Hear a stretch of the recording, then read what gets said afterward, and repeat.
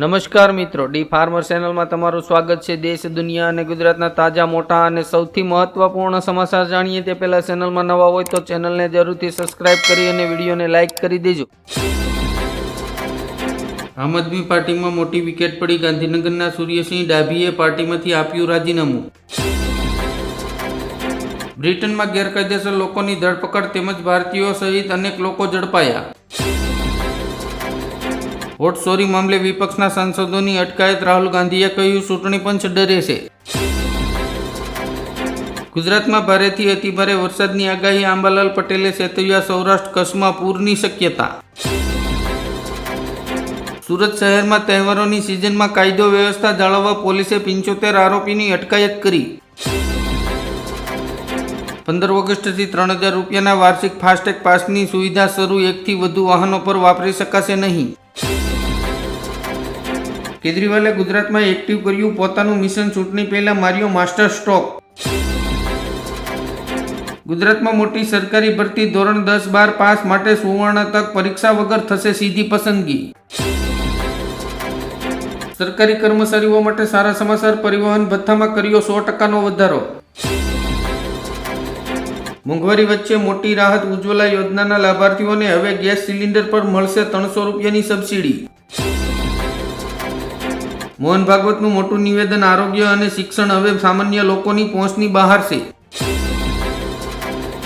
પંજાબ પોલીસે ભારત પાકિસ્તાન સરહદ પર એન્ટી ડ્રોન સિસ્ટમ તૈનાત કરી। કેન્દ્ર સરકાર દ્વારા પીએમ ઉજ્જવલા યોજના હેઠળ વાર્ષિક સબસિડીવાળા સિલિન્ડરોની સંખ્યા 12માંથી ઘટાડીને 9 કરવામાં આવી।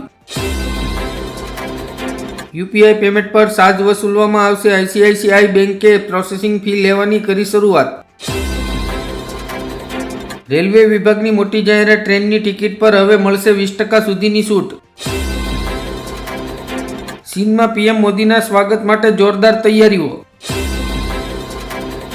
ટ્રાફિક નિયમોમાં મોટો ફેરફાર। 55 વર્ષથી વધુના વયના લોકો માટે લાયસન્સ રિન્યુ માટે ફરીથી ટેસ્ટ આપવી પડશે। પ્રધાનમંત્રી આજે કર્ણાટકને 15,710 કરોડ રૂપિયાના વિકાસ પ્રોજેક્ટ્સની ભેટ આપશે।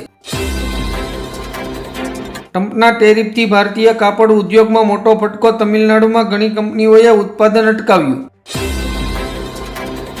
મોદી વોટ ચોરી કરીને પીએમ બન્યા। 25 સીટ 35,000 કે પછી ઓછા મતથી જીત્યા। રાહુલ ગાંધીનો આરોપ। ટ્રમ્પના ટેરિફથી ભારતના ઉદ્યોગોને ફટકો। એમેઝોન અને વોલમાર્ટ કંપનીએ ભારત સાથે ધંધો બંધ કર્યો। જૂનાગઢમાં ગોપાલ ઇટાલિયાની ધમાકેદાર બેટિંગ પર મોહી ગયા ભાજપના નેતા નિલેશ ધુલેસિયા। ઇન્ડિયા ગઠબંધનમાં જીવાયો રાહુલ ગાંધીની ડિનર બેઠકનો સંકેત। એક સરકારી આદેશથી મરાઠા રાજકારણમાં ફરી ઉથલપુથલ શરૂ થઈ ગઈ। ફડણવીસ અને શિંદે સામે સામે। હવામાન વિભાગનું લેટેસ્ટ અપડેટ। રાજ્યમાં 15 ઓગસ્ટ બાદ શરૂ થશે વરસાદનો નવો રાઉન્ડ। સરકારે ઇન્કમટેક્સ બિલ 2025 પાછું ખેંચ્યું। 11 ઓગસ્ટે ફરી થશે રજૂ। સામાન્ય જનતાને મોંઘવારીથી મોટી રાહત મળશે। સરકાર 30,000 કરોડ રૂપિયાની એલપીજી સબસિડી આપશે। 15,000 ખેડૂતોને રાહત આપતી ગુજરાત હાઈકોર્ટ। એસબીઆઈ વીમા કંપની ખેડૂતોના પાક વીમાની રકમ 8% વ્યાજ સાથે ચૂકવશે। ડોનાલ્ડ ટ્રમ્પના 50% ટેરિફ પર પીએમ મોદીનો વળતો જવાબ। કહ્યું, ખેડૂતોના હિત સાથે સમાધાન નહીં કરીએ।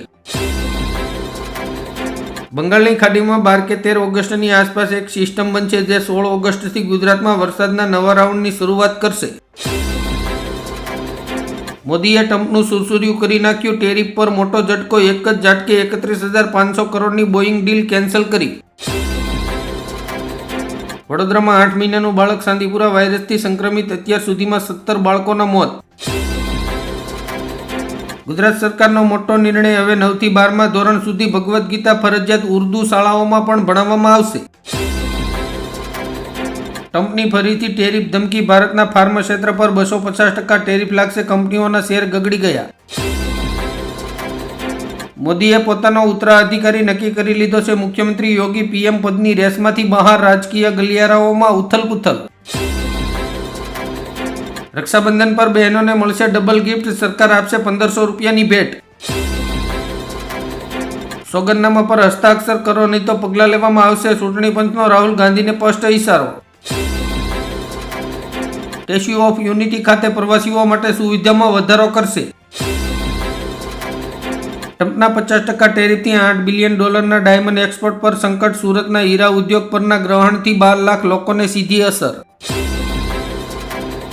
ગુજરાતમાં 3.65 કરોડ લોકો મફત અનાજ પર નિર્ભર. ગરીબી તો હટી નહીં, પણ ગરીબોની સંખ્યામાં વધારો. વેપાર તણાવ વચ્ચે આરબીઆઈએ વ્યાજદરમાં ઘટાડો અટકાવ્યો. રોકાણકારો સાવચેત. ભૂપેન્દ્ર પટેલનો મહત્વનો નિર્ણય. ખેડૂતોને 8 કલાકને બદલે 10 કલાક ખેતી માટે વીજળી આપશે.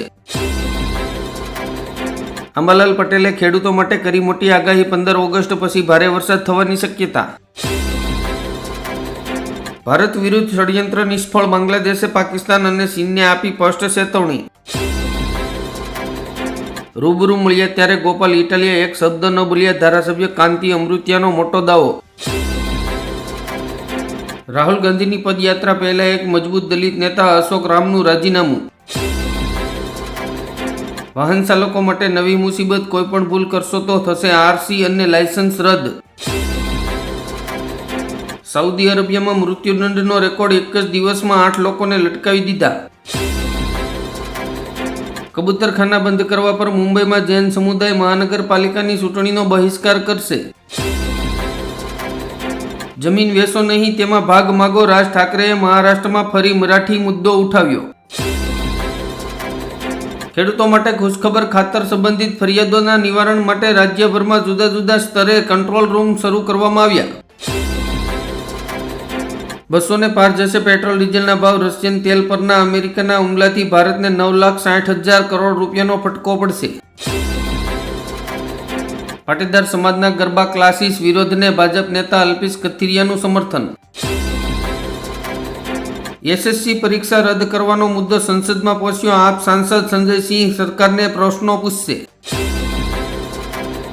ફિલિપાઇન્સ ભારતની શક્તિશાળી BrahMos supersonic cruise missile system ખરીદનાર પ્રથમ દેશ બન્યો. ઈરાનને પરમાણુ કાર્યક્રમ યોજવાનો હક. પાકિસ્તાનને સમર્થન આપીને અમેરિકાની પીઠમાં ખંજર ભોંક્યું. આજે અમદાવાદમાં તમામ બેંક પેન્શનરોની ભૂખ હડતાલ. ગુજરાત સરકાર જીએસપીસી બ્રાન્ડ બંધ કરશે. ગુજરાત ગેસ સાથે વિલીનીકરણ થશે. રિયલ એસ્ટેટ ફરી ધમધમી ઉઠશે. હોમ લોન, કાર લોન જેવી બધી જ લોન સસ્તી થવાની સંભાવના. મણિશંકર અય્યરે કહ્યું, કોઈ માનવા તૈયાર નથી કે પહેલગામ હુમલો પાકિસ્તાને કર્યો. તેજસ્વી યાદવની મુશ્કેલી વધી. 2 વોટર આઈડી કાર્ડ અંગે ચૂંટણી પંચે શરૂ કરી તપાસ. સુરતમાં ફ્રેન્ડશિપ ડેના દિવસે 2 મિત્રો વિખૂટા પડ્યા. ઝેરી દવા પીને નદીમાં લગાવી સલંગ. 1નું મોત.